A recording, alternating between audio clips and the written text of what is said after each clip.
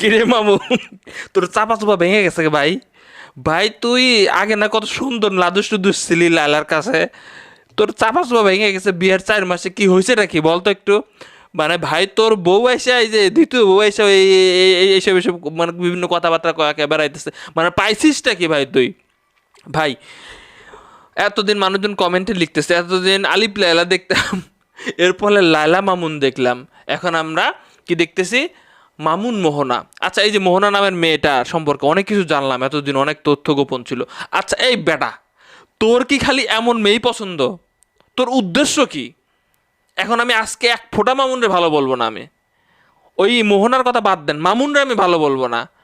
লায়লার কাছ থেকে ছুটতে পারছিস ভাই, তুই যা একটা ভালো সুন্দর একটা মেয়ে দেখে তোর সাথে যায়, সেই সমবয়সী দেখে একটা বিয়ে করে সংসার কর। তুই ভাই এই মেয়েটারে বিয়ে করছিস, শুরু থেকে আমার পছন্দ হয় নাই। কেমনে ভাই, তুই কেমনে পারলি বিয়ে করতে?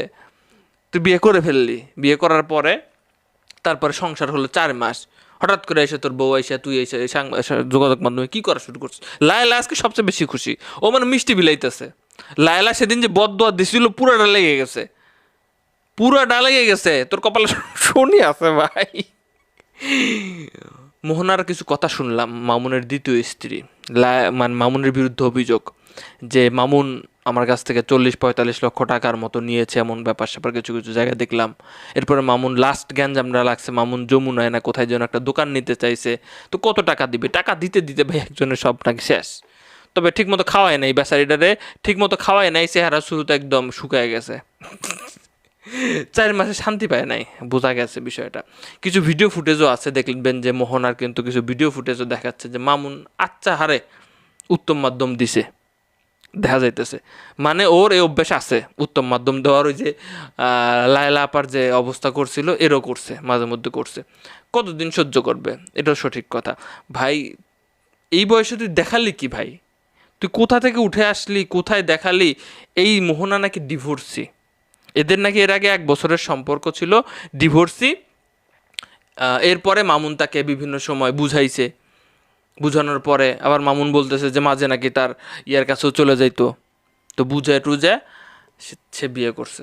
এত সুন্দর সুন্দর মেয়ের সাথে তোর ভিডিও দেখি ভাই মামুন, আর তোর রুচি কি ভাই! আমি তার বলতেছি না, তার সমবয়সী বা তার লেভেলও ভালো ভালো সে ছেলে ডিজার্ভ করে।